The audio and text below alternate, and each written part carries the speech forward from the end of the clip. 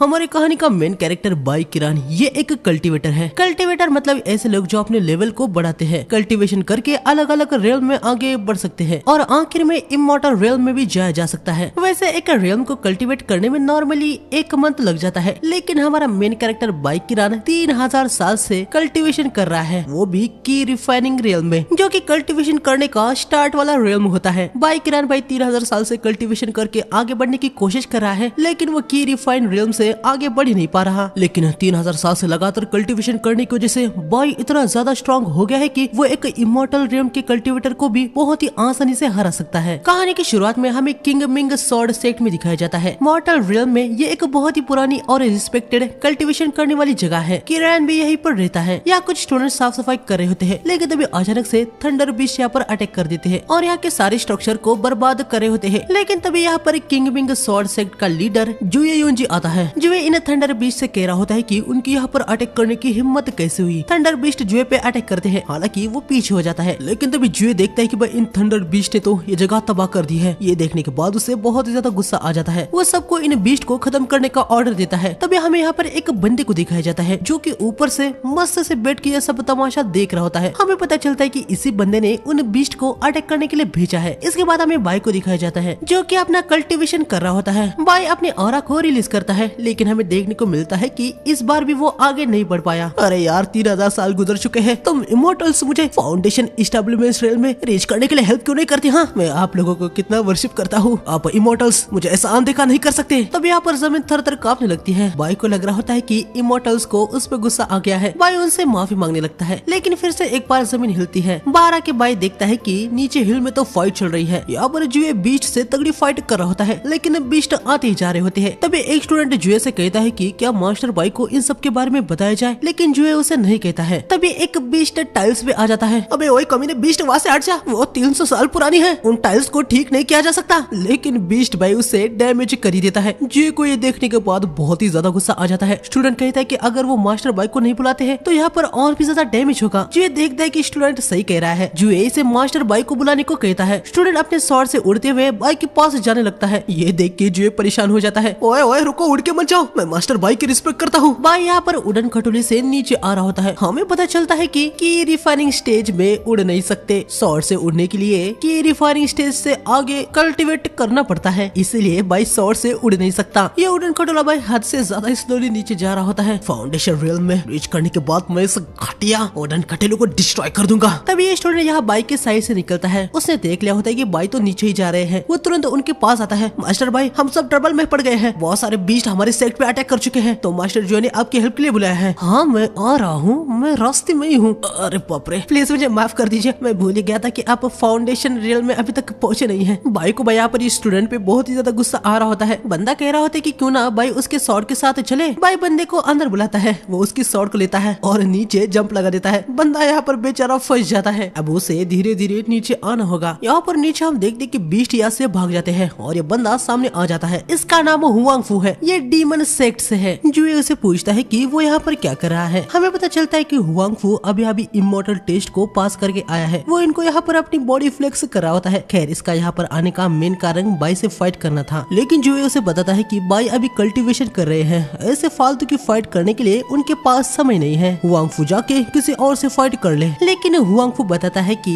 इस दुनिया के सभी पावरफुल कल्टीवेटर से वो कम्पीट कर चुका है और बस यही सेक्ट बचा है। वो ऑलरेडी जानता था कि बाई बिजी हो गए, इसलिए उसने पहले थंडर बीस्ट से अटैक करवाया ताकि बाई बाहर आए। थंडर बीस्ट को हुआंग फू ने भेजा है। ये जानने के बाद जुए को उस पर बहुत ही ज्यादा गुस्सा आ जाता है। हुआंग फू समझ जाता है कि भाई बातों बातों में उसने कुछ ज्यादा ही उगल दिया। जुए हुआंग फू पे अटैक करता है, लेकिन हुआंग फू उसे ब्लॉक करके जुए को पीछे कर देता है। जुए हैरान हो जाता है। वो मन में कह रहा होता है कि ये तो बहुत ही ज्यादा पावरफुल हो चुका है, मतलब इसने सच में इमॉर्टल टेस्ट को पास कर लिया है। हुआंग फू कह रहा होता है कि वो तो इनके स्वॉर्ड को अभी डिस्ट्रॉय कर देगा, लेकिन तभी यहाँ पर कोई आके सीधा हुआंग फू पे अटैक कर देता है। हुआंग फू को लग रहा होता है कि जुए ने चीटिंग की है और उसने ऐसे ही अचानक से वेपन से अटैक कर दिया है, लेकिन हम देखते हैं कि ये कोई और नहीं बल्कि बाई होता है। सभी यहाँ पर हैरान हो जाते हैं कि बाई यहाँ पर अचानक से कैसे आ गए, क्या वो उड़ना सीख चुके हैं? जुए भी भाई बहुत ही ज्यादा खुश हो गया होता है, लेकिन कुछ सेकंड बाद इनको देखने को मिलता है कि बाई यहाँ पर उड़ के नहीं बल्कि कूद के आए हैं और यहाँ पर आने के बाद उसने भी यहाँ पर कुछ डैमेज कर दिया होता है, जिसे देख के यकीनन जुए को भाई बहुत ही ज्यादा बुरा लगता है। खैर यहाँ पर हम देखते हैं कि हुआंग फू यहाँ बाई के सामने भी फ्लेक्स मारा होता है कि उसने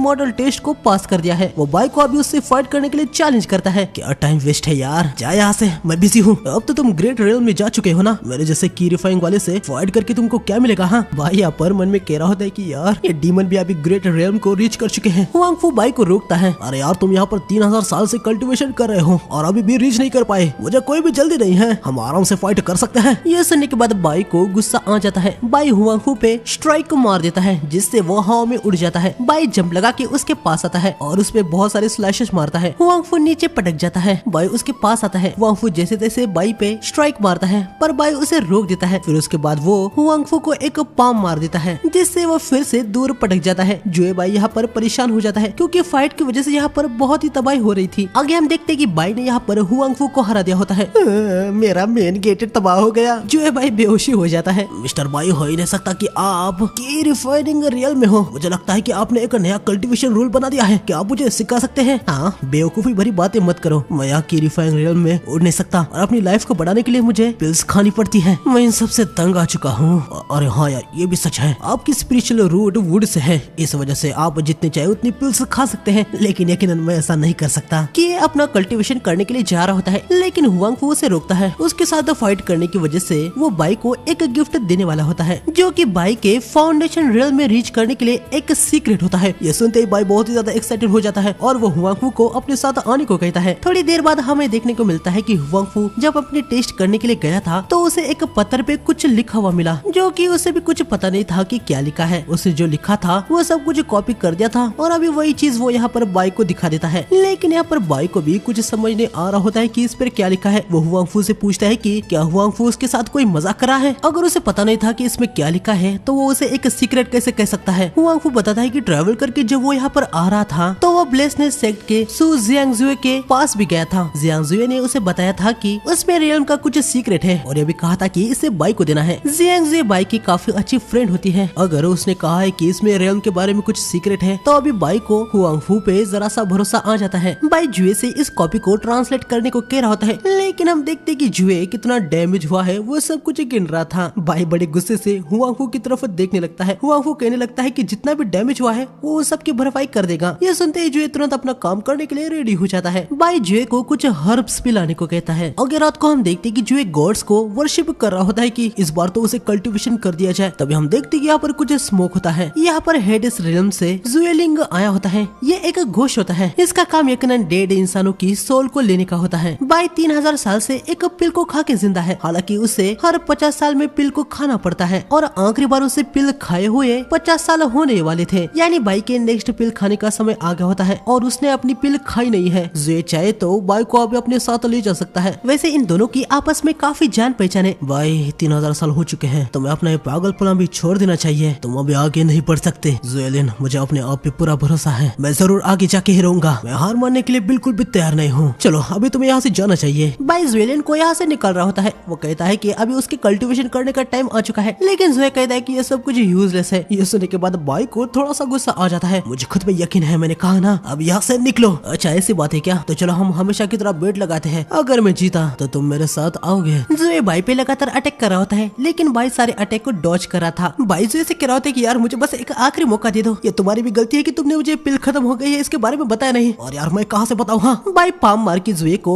यहाँ से उड़ा देता है। जाते समय जुए कहता है कि बाई के पास अभी बस 10 दिन है। अगले दिन हम देखते हैं कि बाई ने जुए को जो हर्ब लाने के लिए कहा था वो जुए ने ला दिए होते हैं। सेक्ट को रिबिल्ड करना था तो इसलिए जुए अब यहाँ से जा रहा होता है। बाई उसे कह रहा होता है कि अगर वो बिल्ड का काम कर रहा है तो उसका रूम भी वो ठीक कर ले। बाई कल रात क्या क्या हुआ वो सब कुछ जुए को बता देता है। बाई जुए को पिल्स के लिए कुछ हर्ब्स लाने को भी कहता है, लेकिन जुए बताता है कि पिल्स के लिए जो हर्ब चाहिए होते हैं वो उनको खरीदते नहीं है, वो सीधा फाउंडेशन रियल्म में चले जाते हैं क्योंकि रिफाइन वाले सेक्ट में उनकी कभी जरूरत ही नहीं पड़ती। यकीनन यहाँ कल्टीवेशन नॉर्मली 1 या 2 मंथ में हो जाता है, सिर्फ वो बाई का केस ही थोड़ा सा अलग है। बाई भी समझ जाता है कि जुए क्या कहने की कोशिश कर रहा है। खैर वो जुए से कहता है कि वो कम से कम सेलेस्टियल हर्ट हर्ब और कुछ पैसे उसको दे। ग्रैंड मास्टर पैसों की तो कोई प्रॉब्लम नहीं है, लेकिन सेलेस्टियल हर्ट हर्ब को ढूंढना जरा मुश्किल है। बाई यहाँ पर समझ जाता है कि जुए कुछ ज्यादा ही बहाने मार रहा है। बाई जुए से कहता है कि अब वो उसे खुद से बनाई हुई ट्रांसफॉर्मेशन स्किल दिखाएगा। हम देखते हैं कि बाई जुए की क्रश बन जाता है, जिसे देखने के बाद यकीनन जुए बहुत ही ज्यादा शर्मा जाता है। अरे हाँ ग्रैंड मास्टर मुझे याद आया, हॉल में सेलेस्टियल हर्ट हर्ब है, मैं अभी जाके लेके आता हूँ। आगे हमें थोड़ी देर बाद दिखाया जाता है जहाँ पर बाई एक बंदे के साथ हिल पे आ गया होता है, लेकिन ऐसे दूसरों के साथ उड़ के नीचे आने के बाद उसे उल्टी आ रही होती है। हालांकि बंदे के सामने वो अपनी उल्टी को जैसे तैसे रोक देता है। जैसे ही बंदा यहाँ पर जाता है बाई उल्टी कर लेता है। अरे यार ऐसे दूसरों के साथ शॉर्ट से आना बहुत तकलीफ है ये। मुझे जल्द से जल्द अगले रियल में कल्टीवेट करना ही होगा। आगे हमें कुछ डाकुओं को दिखाया जाता है। तब ये डाकू देखते हैं कि सामने से कोई आ रहा है, यकीनन ये बाई होता है। ये सारे डाकू चुप जाते हैं। जैसे बाई इनके पास आता है डाकू बाहर आ जाते हैं और उसके पास जो भी माल है वो सब मांगने लगते हैं। बाई यहाँ पर बहुत ही ज्यादा हैरान हो जाता है क्योंकि वो बहुत सालों बाद यहाँ पर बाहर आया होता है, लेकिन उसे यकीन नहीं हो रहा था कि ह्यूमंस में अभी भी ऐसे लुटेरे हैं। डाकू अटैक करने के लिए आ रहा होता है। बाई अपनी स्वॉर्ड को निकालता है, लेकिन उससे पहले ही कोई आके डाकू को किक मार देता है। डाकू सोच में पड़ जाता है कि अब ये कौन है। बाई देखता है कि ये तो मार्शल आर्ट में कमाल का है और वो थोड़ा सा सोच भी रहा था कि क्या ये सिर्फ अपने मार्शल आर्ट के बलबूते पर यहाँ रिफाइन रियम तक रीच कर लिया है। खैर ये दोनों भी इस पे अटैक करने के लिए आ जाते हैं, लेकिन ये बहुत ही आसानी से इनके अटैक को डॉज कर रहा होता है। और आगे हम देखते हैं कि ये इन दोनों को स्लैश मार देता है और खत्म कर देता है। क्या बात है, तुम तो कमाल के हो। तुमने मार्शल आर्ट कहाँ से सीखा? डीमंस ने आतंक मचा के रखा है। तुम्हारे जैसे कमजोर स्टूडेंट को ऐसे बाहर नहीं घूमना चाहिए, ये सेफ नहीं है। बेहतर होगा कि तुम घर चली जाओ। अरे ब्रो मुझे लगता है कि तुम मेरे से ज्यादा कमजोर हो। ब्रो सुनने के बाद ये थोड़ा सा हैरान सा हो जाता है क्योंकि ये एक लड़की होती है, लेकिन बाई से एक लड़का समझ बैठा होता है। लड़की यहाँ से निकल रही होती है। ब्रो अंधेरा होने वाला है, अभी तुम कहाँ पर जाने वाले हो? मैं डीमंस को खत्म करने के लिए जा रहा हूँ। ये काम तुम स्वॉर्ड सेक्ट के कल्टीवेटर्स पे छोड़ दो, वो इसे देख लेंगे। लेकिन यहाँ पर हमें देखने को मिलता है कि शायद से इस लड़की को कल्टीवेटर्स पे उतना कुछ भरोसा नहीं है। वो बाई से कह रही होती है कि वो कल्टीवेटर्स के भरोसे नहीं रह सकती। इसके बाद रात में हमें इस लड़की को एक क्यों में दिखाया जाता है। यकीनन ये यहाँ पर डीमंस को खत्म करने के लिए आई थी, लेकिन यहाँ पर ऑलरेडी काफी सारे डीमन का ब्लड होता है। हम देखते हैं कि इस लड़की से पहले ऑलरेडी बाई यहाँ पर आया था और उसने बहुत सारे डीमंस को खत्म कर दिया होता है। बाई थोड़ा सा हैरान हो गया था कि यहाँ पर इतने सारे डीमन थे। उसे लग रहा होता है कि शायद से सेक्ट अपना काम बराबर नहीं कर रहा। इस इशू के बारे में वो जो इससे बाद में बात करने का सोच लिया होता है। या इस लड़की को एक डीमन दिख जाता है। डीमन लड़की पे अटैक करने के लिए आता है, लेकिन वो डीमन के अटैक को डॉज करके डीमन को ही स्लैश मार देती है और डीमन खत्म हो जाता है। लेकिन तब यहाँ पर और भी बहुत ही ज्यादा डीमंस आ जाते हैं। लड़की भागने का सोचती है। वो रास्ते में आने वाले डीमंस को खत्म करते हुए आगे बढ़ रही थी, लेकिन तभी सामने से एक बड़ा डीमन आ जाता है और पीछे से भी एक डीमन लड़की पे चढ़ जाता है। डीमन लड़की को खाने वाला था, तभी बाई डीमन पे अटैक करके उसे खत्म कर देता है। लड़की बाई को यहाँ पर देख के हैरानी हो जाती है। डीमन अटैक करते हैं। बाई लड़की को लेके जंप लगाता है। बड़ा वाला डीमन इनको पकड़ने की कोशिश करता है, लेकिन बाई एक ही स्लैश मार के उसको खत्म कर देता है। लड़की बाई की पावर को देखने के बाद बहुत ही ज्यादा हैरान हो जाती है, क्योंकि पहले उसे बाई एक नॉर्मल सा स्टूडेंट लगा था। बाई लड़की को साइड में फेंक देता है और डीमन को खत्म कर देता है और बस कुछ ही सेकंड में वो यहाँ पर सारे डीमंस को खत्म कर देता है। उसके बाद वो लड़की के पास आता है। तुम ठीक तो है ना? हाँ मैं ठीक हूँ, लेकिन अगर तुम इतने स्ट्रॉन्ग हो तो उन डाकुओं से फाइट क्यों नहीं की? हाँ अरे भाई तुमने मुझे लड़ने का चांस सिखा दिया। जब मैं फाइट करने वाला था उससे पहले तुम अटपक गए। भाई अभी भी इसे एक लड़का ही समझ रहा होता है। भाई तुझे तेरी कमर की स्ट्रेंथ को जरा बढ़ाना चाहिए। तू फास्ट तो है लेकिन पावरफुल नहीं है। लड़की को बाई पे बहुत ज्यादा गुस्सा आ रहा होता है कि अब तक वो ये कैसे नहीं जान पाया कि वो एक लड़का नहीं बल्कि एक लड़की है। खैर लड़की बताती है कि हाल ही में डीमंस अचानक से ही दिक्कत खड़ी कर रहे हैं। इस वजह से कोड भी अच्छी कंडीशन में नहीं है और शियाचिन किंगडम के लोगों को ये सब कुछ भुगतना पड़ रहा है। तुम किंगविंग स्वॉर्ड सेक्ट में क्यों नहीं गए? किंगडम के कोड की बैंड बजने की वजह इसमें कल्टीवेटर्स का ही फॉल्ट है। आखिर मैं वहाँ पर हेल्प मांगने के लिए कैसे जाऊँ? खैर ये दोनों अपना इंट्रोडक्शन देते हैं। लड़के का नाम टैंग होता है। टैंग को बाई का मार्शल आर्ट बहुत ही ज्यादा पसंद आ गया होता है और उसने ये भी तो देख लिया है कि बाई कितना स्ट्रॉन्ग है, इसलिए वो बाई को शिनजियांग किंगडम में आके डीमन को खत्म करके लोगों की हेल्प करने के लिए आने को कह रही होती है। बाई को इससे कोई प्रॉब्लम नहीं होती। वो कहता है कि अगर टैंग उसके लिए डिनर का इंतजाम कर देती है तो वो आ जाएगा। आगे टैंग बाई को डिलाइट हाउस में लेके आती है, जहाँ अंदर बाई खाना खाने के लिए जा रहा था, लेकिन टैंग उसे रोक देती है। वो बताती है कि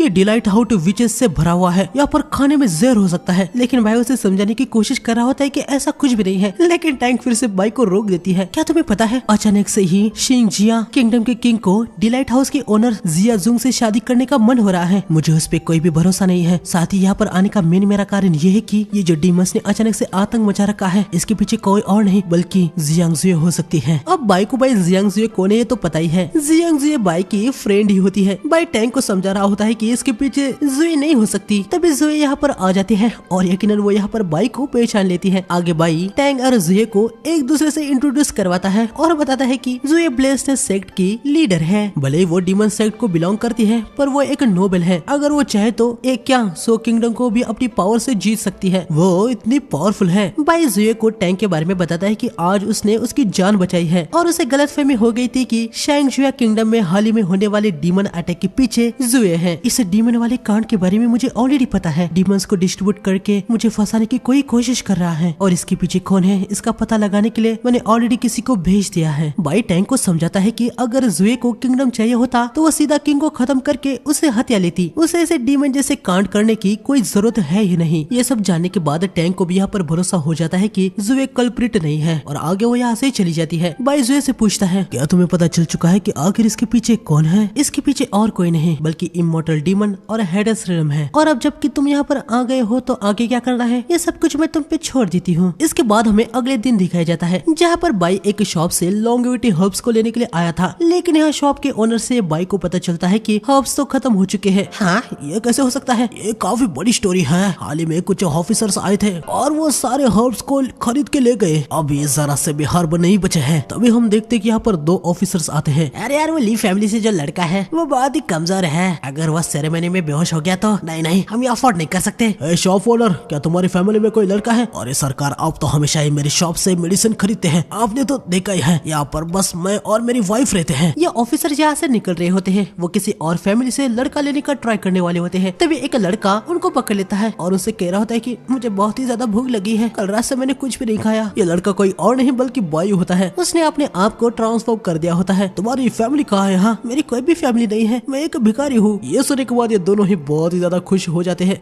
तुम्हें चिंता करने की कोई भी जरूरत नहीं है, हम तुम्हें भरपेट खाना देंगे। सेरेमनी के लिए ये दोनों बाई को अपने साथ ले जाते हैं। आगे हमें शिंगजिया किंगडम के किंग को दिखाया जाता है। यहाँ पर हमें पता चलता है कि इस ग्रैंड मास्टर सीमा योंगो के कहने पर किंग ने वो सेरेमनी रखी थी। योंगो ने किंग से कहा होता है कि अगर वो ये सेरेमनी रखते हैं तो उनकी कोई भी विश पूरी हो जाएगी और यहाँ पर किंग को बाई जुए से शादी करने की विश मांगनी थी। खैर तभी हम देखते कि यहाँ पर टैंग आती है। टैंग कोई और नहीं बल्कि शिंगजिया किंगडम की प्रिंसेस होती है। टैंग के फादर ये जो सेरेमनी कर रहे हैं और उन्होंने जुए से शादी करने की जो जिद पकड़ के रखी है, टैंग को ये बिल्कुल भी अच्छा नहीं लग रहा था। आगे हम देखते कि बाई ये सब कुछ देख रहा था। बाई को कुछ समझ नहीं आ रहा होता है कि प्रिंसेस की शक्ल उसे टैंग की तरह क्यों दिख रही है। तब यहाँ पर कोई आके खाना रख के जा रहा होता है। बाई उसे पकड़ लेता है और उसे पूछता है कि ये वर्शिप सेरेमनी कहाँ पर होने वाली है। एल्डर बताता है कि इंपीरियल टूम में वर्शिप सेरेमनी होने वाली है और कुछ दिन बाद बाई को वहाँ पर ले जाया जाएगा। बाई यहाँ पर इंपीरियल टूम में जाने का फैसला कर लेता है। यहाँ पर टैंग अपने डैड को समझाने की कोशिश कर रही होती है कि उनको अभी इस उम्र में शादी करने की क्या ही जरूरत है, लेकिन उसके डैड मानने के लिए तैयार ही नहीं थे। वो तो जुए के प्यार में पागल हो चुके थे। बस इतनी बात नहीं थी, टैंग के डैड ने टैंग की शादी भी इनबो से करने की सोच ली होती है। ये सुनते ही टैंग इसके खिलाफ हो जाती है। वो कहती है कि इनबो एक कल्टीवेटर है, वो किंगडम के ग्रैंड मास्टर भी है, लेकिन इसके बावजूद डीमन को हंट करने की बजाय वो यहाँ पर इस वर्शिप सेरेमनी का आइडिया लेके आए हैं। वो उसे बिल्कुल भी शादी नहीं करने वाली। इतना कह के टैंग यहाँ से निकल जाती है। इनबो किंग से कह रही होती कि चिंता की कोई भी बात नहीं है, वो टैंग को शादी के लिए मना लेगा। आगे थोड़ी देर बाद इनबो यहाँ पर टैंग से मिलता है। चाहे कुछ भी हो जाए लेकिन मैं तुमसे शादी बिल्कुल भी नहीं करूंगी। वर्शिप सेरेमनी के बाद आप खुद से मेरे साथ शादी करने के लिए राजी हो जाएंगे। इनबो टैंग को एक रोज देता है, लेकिन टैंग उसे अपने हाथ से दूर फेंक देती है और यहाँ से निकल जाती है। लेकिन गुलाब पे लगे हुए कांटे से टैंग के हाथ में हल्की सी चोट आ गई होती है, जिसे वो इग्नोर कर देती है। लेकिन यहाँ पर हम देखते कि इनबो रोज को लेता है और टैंग के ब्लड के साथ वो कुछ तो करने वाला होता है। आगे रात को भाई यहाँ पर इंपीरियल टूम के पास आता है, जहाँ पर देखता है कि यहाँ तो गार्ड्स घोड़े बेच के सो रहे हैं। बाई टूम के अंदर घुस जाता है। यहाँ पर अंदर काफी सारी शाही लोगों की टूम्स होती है। बाई एक कफिन के अंदर अपना हाथ घुसा लेता है और एक और को निकाल लेता है। इसके बाद हम देखते हैं कि वो यहाँ के काफी सारे टूम से कुछ ना कुछ तो ले रहा होता है। तभी बाई को यहाँ पर एक बड़ा सा टूम दिखता है जिसके ऊपर एक सॉर्ड होती है। वाव यार, dragon ball sword. By sword को उठा लेता है, पर हम देखते हैं कि यहाँ पर ट्रैप्स होते हैं। बाई पे तीरों से अटैक हो जाता है। बाई उनको डॉज करने लगता है, लेकिन आगे वो फंस जाता है। तभी कोई उसे खींच लेता है और बाई यहाँ पर बच जाता है। हम देखते हैं कि ये तो टैंग होती है जिसने बाई को बचाया था। ये दोनों यहाँ पर एक दूसरे को देख के हैरान हो जाते हैं और एक दूसरे से पूछते हैं कि वो यहाँ पर क्या कर रहे हैं। टैंग को बहाना मारते हैं कि इस टूम का डीमन के अटैक होने से कुछ रिलेशन हो सकता है, इसलिए वो यहाँ पर आई है। बाई भी सेम चीज टैंग को चिपका देता है। खैर आगे दोनों एक श्राइन के अंदर आते हैं जहाँ पर इनको एक स्पेशल टूम दिखता है। बाई देखता है कि ये जगह तो बहुत ही ज्यादा क्लीन है, मतलब इसे टाइम टू टाइम मेंटेन किया जाता है। हालांकि टैंग कह रहे होते हैं कि ये कैसे हो सकता है, ऐसे ट्रैप वाले टूम में भला कौन ही आएगा। ये कफिन फाउंडिंग एम्परर की है, उनको गुजरे हो तो 100 साल से भी ज्यादा हो चुके हैं, तो ये नए जैसी कैसी हो सकती है। तब यहाँ पर एक ब्लड थर्स्टी ट्रैप एक्टिवेट हो जाता है। बाई कहता है कि यहाँ पर खतरा है, उन्हें अब यहाँ से निकलना होगा। बाद में वो कोई प्लान बना के यहाँ पर वापस आ जाएंगे। लेकिन हम देखते कि टैंग यहाँ पर इस कफिन को जलाने जा रही होती है। ओए भाई, तो ये क्या कर रहा है? ये इंपीरियल टॉम्ब है, अगर किसी को पता चल गया तो क्या? ये सब मेरे फैमिली से ही बिलोंग करता है। मुझे शुरू से ही वो वर्शिप सेरेमनी कुछ ठीक भीगने लग रही थी। मेरे किंगडम के लोगों को बचाने के लिए मैं कुछ भी कर सकती हूँ। तो मतलब तुम सच में प्रिंसेस हो? हाँ, तुम्हें कैसे पता चला कि मैं प्रिंसेस हूँ? भाई टैंक के मुंह में वो ऑर्ब डाल देता है जिससे वो बेहोश हो जाती है। हाँ चलो ठीक है, ये नाइट पल तुम्हें कुछ देर के लिए शांत रखेगा। तभी बॉय सोच लगता है कि भाई उसने ये पल उस टूम से निकाला था। भाई को बहुत ही ज्यादा किलस आती है। खैर इसके बाद हमें डिलाइट हाउस में दिखाया जाता है, जहाँ इन दोनों को यकीनन पता चल गया होता है कि टैंक कोई और नहीं बल्कि प्रिंसेस है। इन्होंने उसे बांध रखा होता है। बाई ने इसे डीमन के अटैक, वर्शिप सेरेमनी और टूम पे जो कांड करके रखा था, इसके पीछे कौन है उसको ढूंढने का एक प्लान बनाया होता है। उस वजह से कहता है कि वो नाटक करे कि वो किंग से शादी करना चाहती है। फिर जैसे ही इन सब के पीछे वाला मास्टरमाइंड वहाँ बाहर आएगा, बाई उसकी बैंड बजा देगा। जियांग जुए इसके लिए मान जाती है, लेकिन वो कह रही होती कि कहीं वो किंग से शादी करने के लिए तैयार है। ये सुनने के बाद किंग मर ही ना जाए। टैगन से कहती है कि वो उसके फादर के बारे में ऐसी बातें ना करे। जुए बाई को कुछ देर के लिए बाहर जाने को कहती है। बाई के जाने के बाद जुए टैंक को यहाँ अपने एक घाव को दिखाती है, जिसको देख के टैंक बहुत ही ज्यादा हैरान हो जाती है। जुए टैंक से पूछते कि क्या वो इसकी स्टोरी सुनना चाहेगी। आगे हमें थोड़ी देर बाद दिखाया जाता है जहाँ जुए ने अपनी स्टोरी को बता दिया होता है, जिसे सुन के टैंक रो ही रही होती है। जुए की स्टोरी क्या है ये हमें आगे पता चलेगी। खैर बाई को जो प्लान होता है इसके लिए टैंक भी अभी एग्री कर ली होती है। अगले दिन टैंक अपने डैड को बताती है कि जुए उनसे शादी करे,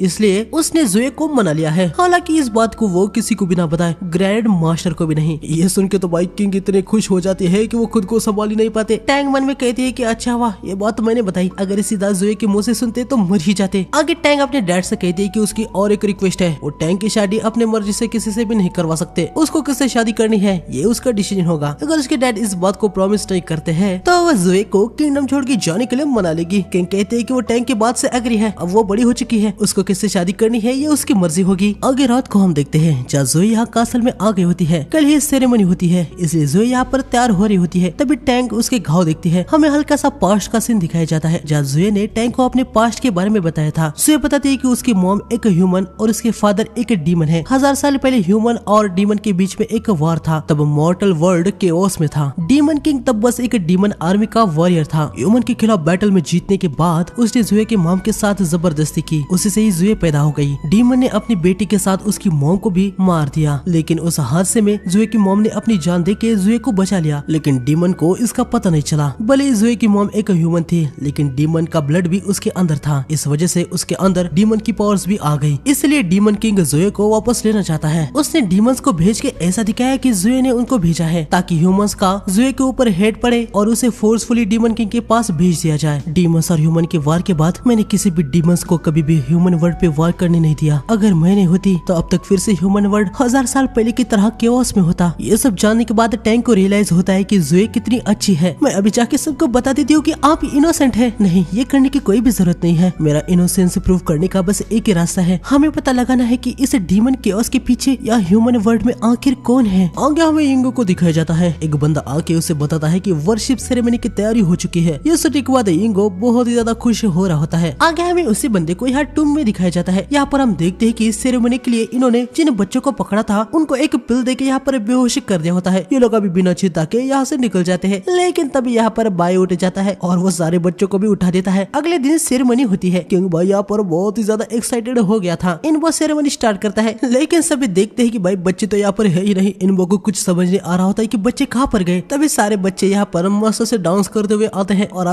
आगे जुए भी यहाँ पर आती है और प्लान के अनुसार वो सबके सामने कह देती है कि वो किंग से शादी करेगी। ये सुन के सभी हैरान हो जाते हैं। यकीनन अब तक इनको पता चल गया होता है कि ये सभी जो कांड हो रहा है इसके पीछे और कोई नहीं बल्कि इनबा है। जुए उसे कहती कि वो चाहे कुछ भी करे, लेकिन वो डीमंस के पास कभी भी नहीं जाएगी। तभी बाई यहाँ पर इनबा की बॉडी से एक पत्ता निकलता है। बाई यहाँ पर अपने असली रूप में आ जाता है। उसे पता चल गया होता है कि इनबा कोई और नहीं बल्कि एक ट्री डीमन है। बाई को यहाँ पर देखते ही इनबा बहुत ही ज्यादा डर जाता है। वो तुरंत ही उससे दूर हो जाता है और अभी अपने असली रूप में आ जाता है। वो यहाँ पर जुए को डीमन रियल में लेने के लिए आया था, इसलिए मैंने ये सब कुछ किया, लेकिन मुझे लगा नहीं था कि बाई तुम यहाँ पर होगे। तुमने मेरी मॉम को मारा था ना, मैं आज उसका बदला लेके ही रहूंगा। किंग को भाई इनबा की सच्चाई पता चलने के बाद वो बेहोश हो जाते हैं। वैसे इसका नाम इनबा नहीं बल्कि कुइलियो होता है। कुइलियो बाई पे अटैक करता है, लेकिन बाई उसके टेंटिकल्स को काट देता है। जुए कुइलियो को समझाती है कि वो बाई का सामना नहीं कर सकता, लेकिन कुइलियो कहता है कि बाई तो बस रिफर रियल्म का एक कल्टीवेटर है, आज वो अपनी मदर का बदला लेके ही रहेगा। कुइलियो बाई पे अटैक करता है। बाई उसके सारे अटैक को डॉज करता है। तुम रिफर रियल्म को कम समझते हो क्या? अभी मैं तुम्हारी बैंड बजाता हूँ। बाई जंप लगा के कुइलियो के टेंटिकल्स को काट देता है। उसके बाद वो उस पर लगातार स्लैशेस मार के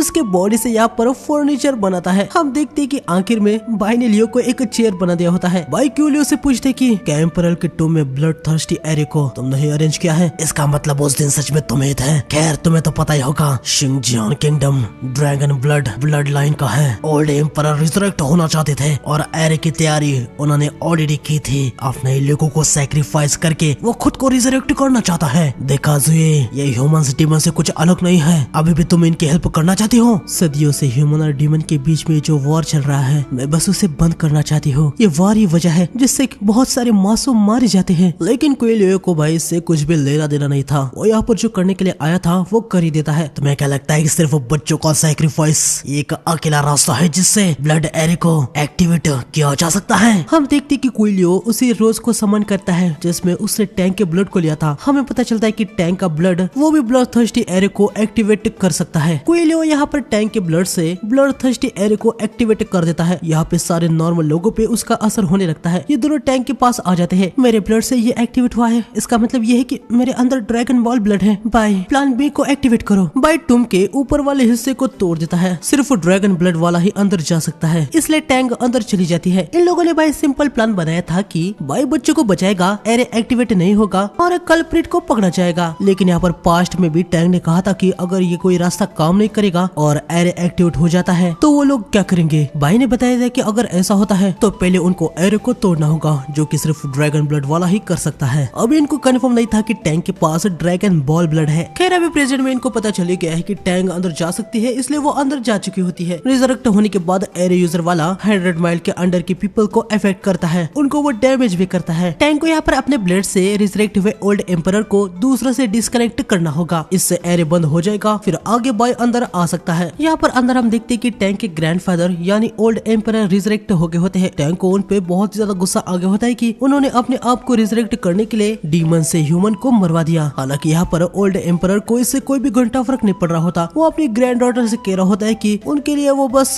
थोड़े से सैक्रिफाइस थे। ये सुनकर तो टैंक को और भी ज्यादा गुस्सा आ जाता है। वो अपने ब्लड से एरो को बंद करने लगती है, जिससे ओल्ड एम्परर का लोगों से कनेक्शन टूट जाता है। लेकिन ये ओल्ड एम्परर बहुत ही घटिया था। लोगों से एनर्जी सोर्स टूटने के बाद वो अपनी ग्रैंड डॉटर की ही एनर्जी लेने लगता है। लेकिन टैंक भी यहाँ पर हार नहीं मानती। वो अपनी पूरी जान लगा के एरो को बंद कर ही देती है। जैसे एरो बंद हो जाता है, बाय यहाँ पर अंदर आ जाता है। ओल्ड एम्परर को यहाँ पर टैंक से पूरे ड्रैगन ब्लड की पावर मिल गई होती है, जिससे वो और भी ज्यादा स्ट्रॉन्ग हो चुका था। बाय यहाँ टैंक को पकड़ लेता है। टैंक बाय से कहती है कि उसे खत्म कर दो। बाय अपनी स्वॉर्ड को एम्परर की ओर फेंकता है, जिसे वो आसानी से डिस्ट्रॉय कर देता है। बाय की स्वॉर्ड देखने के बाद एम्परर समझ जाता है कि ये तो एक रिफाइनिंग रेल्म का कल्टीवेटर है, वो उसका क्या ही उखाड़ लेगा। लेकिन बाय आके उसे एक पंच जड़ देता है, जिससे एम्परर पीछे पटक जाता है। एम्परर बाय यहाँ पर बाय की पावर देख के बहुत ही हैरान हो जाता है। वो पूछता है कि क्या वो सच में एक रिफाइनर रेल्म में है। बाय एम्परर को पकड़ के उसे किक मारता है, जिससे वो ऊपर उड़ जाता है। बाय आके ऊपर से भी उसे एक किक मारता है। एम्परर नीचे जमीन पर जोर से पटक जाता है। आगे बाय एम्परर की बाय बहुत ही ज्यादा कुटाई करता है, उसके सर को दीवार पे पकड़ के रगड़ देता है। ओल्ड एम्परर बाय से भीख मांग रहा होता है कि वो रुक जाए, लेकिन बाय रुकता नहीं। वो लगातार उसे पंच मारता रहता है, जिससे एम्परर की हड्डियां टूट जाती है। इसके बाद बाय एम्परर को गोल गोल घुमा के उड़ने लगता है। फिर आगे वो उसे कफिल में फेंक देता है। आगे बाय टैंक को लेके यहाँ पर ऊपर आ जाता है। जो टैंक को हील कर देती है। भाई तुम इस टॉम को जला दो, आज जो हुआ है वो फिर से नहीं होना चाहिए। बाय टॉम को जला देता है और एम्परर यहाँ पर अब पूरी तरीके से खत्म हो जाता है। आगे ये जो डिस्ट्रक्शन हुआ होता है, इसे समेटने का काम चल रहा था। यहाँ पर काफी लोग मारे गए होते हैं, इसलिए लिंग यहाँ पर इनके सोल लेने के लिए आया होता है। आगे हमें टैंक को दिखाया जाता है, जहाँ अभी वो भी पूरी तरीके से हील हो गई थी। हमें दिखाया जाता है कि जोए ने एक बम को देख के उसे हील कर दिया होता है। इससे टैंक के पास ड्रैगन ब्लड जो है उसकी स्मेल भी छुप जाएगी। टैंक पूछते है कि आखिर ये ड्रैगन ब्लड क्या है।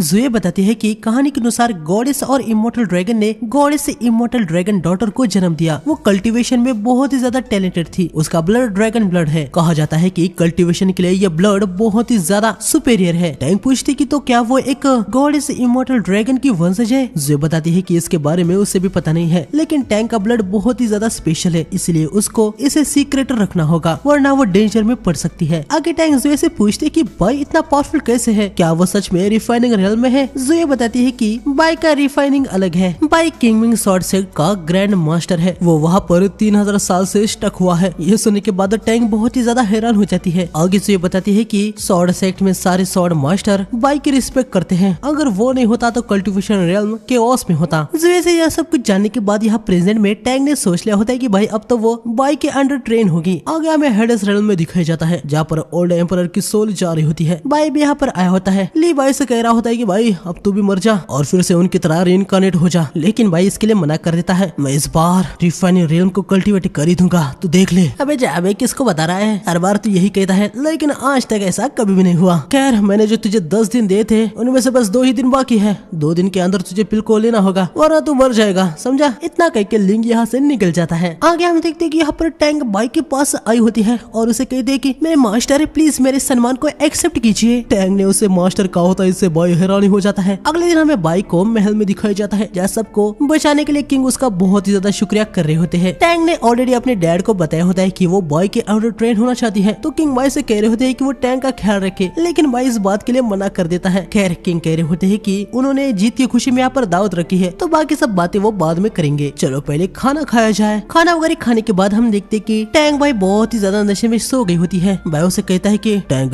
तुम्हारे अंदर ड्रैगन बॉल ब्लड है, नॉर्मल जिंदगी ही तुम्हारे लिए बेहतर है। इसके बाद हमें लेट नाइट में दिखाया जाता है। हम देखते हैं कि बाई पे कोई हमला कर दिया होता है। बंदा यहाँ पोर्टल बना देता है पर बाई उसके पोर्टल में उसको ही फेंक देता है और यहाँ से निकल रहा होता है, लेकिन हम देखते हैं कि ये बंदा बाई को पकड़ लेता है। ये कोई और नहीं बल्कि लिंगी होता है। 10 दिन का टाइम लिमिट खत्म हो गया होता है, तो वो यहाँ पर बाई को लेने के लिए आया था। बाई उसे कह रहा होता है कि भाई प्लीज मुझे 2 दिन और दे दे भाई, लेकिन इस बार लिंग मानने के लिए तैयार ही नहीं था। तभी बाई की तरफ कोई एवर लास्टिंग लॉन्गेविटी पिल को फेंक देता है। बाई उसे खा लेता है और अभी उसे और 5 साल मिल जाते हैं। ये पिल ज़ोए ने ही लाई होती है। अब लिंग के पास कोई भी चॉइस नहीं थी, वो यहाँ से चला जाता है। बाई ज़ोए को थैंक्स कहता है। वांग फू ने दिए हुए ट्रांसक्रिप्ट का अब तक ट्रांसलेशन आ गया होता है, इसलिए बाई अब ज़ोए को भी गुड नाइट कह के उधर की तरफ निकल जाता है। बाई की जाने के बाद यहाँ लिंग आके ज़ोए से पूछता है कि वो हर बार बाई की हेल्प क्यों करती है। ज़ोए से कहती है कि वो भी तो उसकी हेल्प करता है ना। अगले दिन यहाँ सेक्ट में टैंग बाई डिसाइपल बनने के लिए आई होती है। वो जुए से कह रही होती है कि प्लीज उसे एक्सेप्ट किया जाए। जुए कहता है कि वो लोग ग्रैंड मास्टर बाई के लिए डिसीजन नहीं ले सकते। टैंग यहाँ पर थोड़ी सी हैरान हो जाती है कि भाई यहाँ पर तो बाई की बहुत ही ज्यादा रिस्पेक्ट की जाती है। खैर तभी टैंग यहाँ पर अपना वुमेन वाला विक्टिम कार्ड खेलती है और वो इमोशनल होकर कह रही होती है कि किंगडम अभी अभी डीमन के अटैक से गुजरा है, पता नहीं फिर से वैसा अटैक कब हो जाए, इसलिए मुझे स्ट्रॉन्ग होना होगा और अपने लोगों को बचाना होगा। ऐसा नहीं है कि मैं आपकी हेल्प नहीं करना चाहता, लेकिन मैं डायरेक्टली ग्रैंड मास्टर को डिस्टर्ब नहीं कर सकता। क्या बाई को देखने का कोई और तरीका नहीं है? जो ये भी यहाँ पर अपना कमीनापन दिखाता है। वो कह रहा होता है कि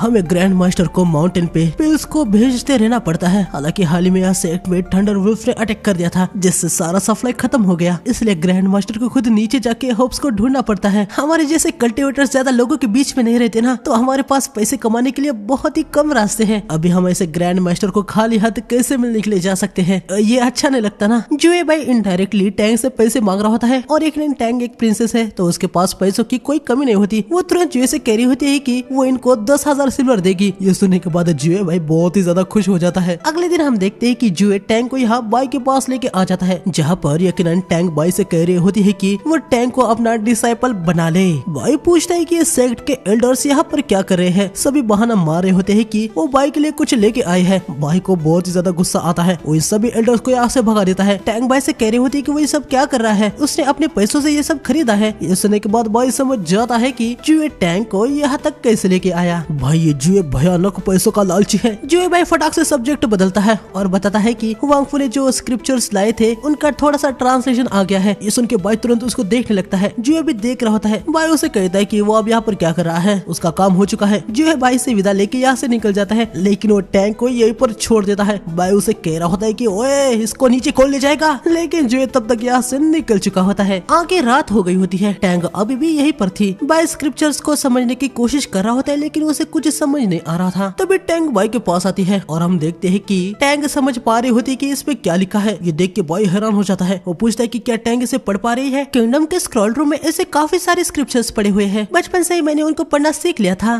प्लीज टैंग, क्या तुम बता सकती हो कि इसमें क्या लिखा है? टैंग पेपर को देखने लगती है। वो बताती है कि इसमें सब कुछ लिखा हुआ नहीं है, इसमें बस अधूरी बात है और आगे क्या लिखा है ये भी उसे देखना होगा। अगले दिन हम देखते हैं कि बाई के पास जितना भी स्क्रिप्चर पड़ा था वो सब कुछ टैंग को दे देता है, लेकिन टैंग अब यहाँ पर एक चाल चलती है। वो बाई को बताती ही नहीं कि इसमें क्या लिखा है। वो यहाँ से जाने लगती है। बाई भी समझ जाता है, ठीक है मैं तुम्हें अपना डिसेबल बना लूंगा, उसके बदले तुम्हें मेरी ट्रांसलेटर बनना होगा, ठीक है? टैंग भी इसके लिए यकीनन मान ही जाती है। आगे टैंग इसे ट्रांसलेट करना शुरू कर देती है, लेकिन बाई यहाँ पर भाई वेट ही नहीं कर पा रहा होता। वो बार बार कोई ना कोई बहाना बना के पूछ रहा होता है कि क्या ट्रांसलेशन हो हो गया। टैंक को इससे काफी ज्यादा इरिटेशन हो रहा होता है। वो बाई से कहती है कि वो उसे डिस्टर्ब ना करे। अगले दिन बाई यहाँ पर चुपचाप बैठ जाता है और टैंक का काम कंप्लीट होने का वेट कर रहा होता है। फाइनली टैंक कहती है कि ट्रांसलेशन हो गया। बाई तुरंत अंदर आ जाता है। टैंक बाई को बताती है कि जो स्क्रिप्चर थे उसमें लैंड इमोर्टल के एग्जिस्टेंस के बारे में रिकॉर्ड्स है। लैंड इमोर्टल ये उस लैंड में रहता है, जैसे कि वो एक इमोर्टल है तो लाइफ और डेथ से वो फ्री है। बाई को ये कुछ खास समझ नहीं आ रहा था। वैसे भी ये सुनने में उसे कोई दिलचस्पी नहीं थी। वो टैंक से पूछता है कि क्या उस पे किसी रियल्म के बारे में कुछ मेंशन किया गया है। टैंक बताते है कि उसमें बस इतना ही था। ये सुन के बाई थोड़ा सा हैरान हो जाता है। वो अपने मन में कह रहा होता है कि शायद हुआंगफू ने ग्रेट डिस्टॉलेशन जहाँ से ये स्क्रिप्चर उसने कॉपी किया था वहाँ से कुछ और इन्फॉर्मेशन लेना भूल गया है। बाई वहाँ पर खुद जाने का सोच लेता है। आगे दोनों माउंटेन के एज पे आते हैं। बाई ने हुआंगफू को यहाँ पर बुला लिया होता है। बाई के साथ लड़की को देख के हुआंगफू थोड़ा सा हैरान हो जाता है। बाई उसे कहता है कि वो ज्यादा ना सोचे, ये उसकी बस डिसाइपल है। खैर बाई हुआंगफू को बताता है कि उसने ग्रेट डिल्यूजन में मिले हुए स्टोन से सब कुछ कॉपी नहीं किया है। वो लोग वहाँ पर जा रहे हैं। यकीनन बाई शॉर्ट के साथ उड़ नहीं सकता तो उससे कोई चाहिए था और हुआंगफू को एग्जैक्ट लोकेशन भी पता थी, इसलिए बाई ने उसे ही बुला लिया होता है। अरे यार, भले ही वहाँ पर क्या लिखा हुआ था वो मैं पढ़ नहीं पाया, लेकिन स्टोन पे जो कुछ भी था वो सब कुछ मैंने कॉपी किया था। हुआंगफू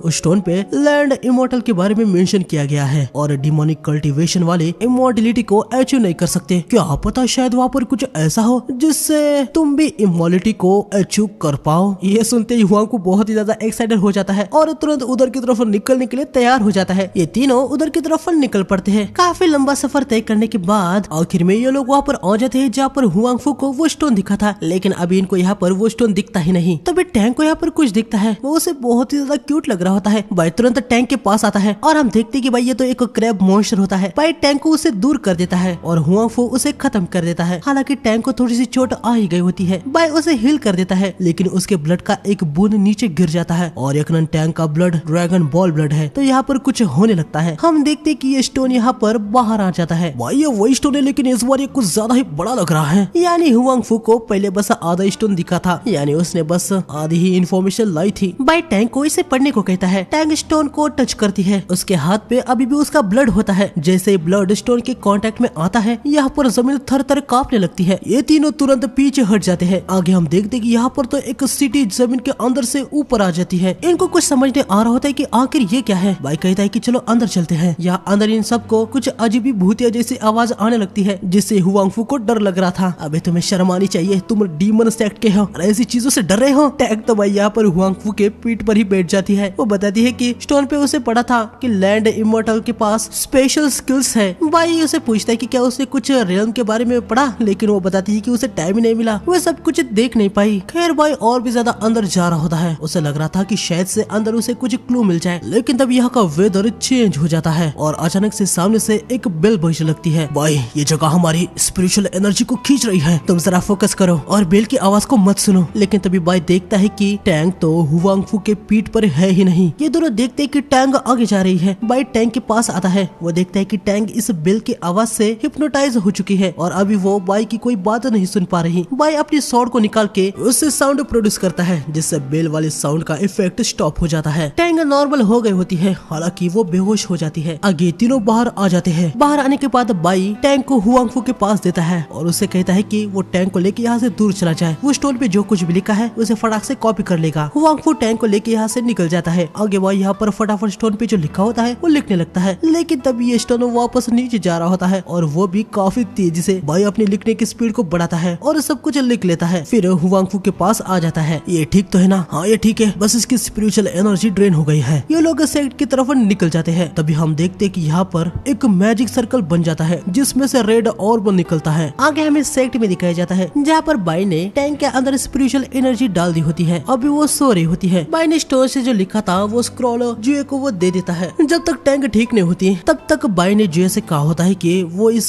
स्क्रॉल को किसी और से ट्रांसलेट कर ले। आगे भाई यहाँ पर टैंक के पास आता है। वो इतना समझ चुका होता है कि वो एंशिएंट सिटी टैंक के ब्लड की वजह से ही वहाँ पर अपीयर हुई, यानी वो ड्रैगन बॉल ब्लड के रिलेटेड है। आगे हमें उसे रेड ऑर्ब को दिखाया जाता है, जो कि एक चेरी ब्लॉसम ट्री के अंदर घुस जाता है और वो सिटी यहाँ पर आ जाती है। आगे दो पर्सन यहाँ पर आए होते हैं। अचानक से इधर इतनी बड़ी सिटी को देख के ये लोग हैरान हो जाते हैं। वो इसके बारे में ऑफिसर को रिपोर्ट करने का सोच लेते हैं। इसके बाद हमें इसी सिटी के अंदर एक बड़े से बिल्डिंग में एक एंटिटी को दिखाया जाता है। तो पार्ट 1 में बस इतना ही था। अगर नेक्स्ट पार्ट देखना है तो चैनल को सब्सक्राइब करके बेल आइकन को ऑल पे सेलेक्ट कर देना, वीडियो को हाइप कर देना, लाइक कर देना। मिलते हैं नेक्स्ट वीडियो में, तब तक के लिए सायोनारा गाइस।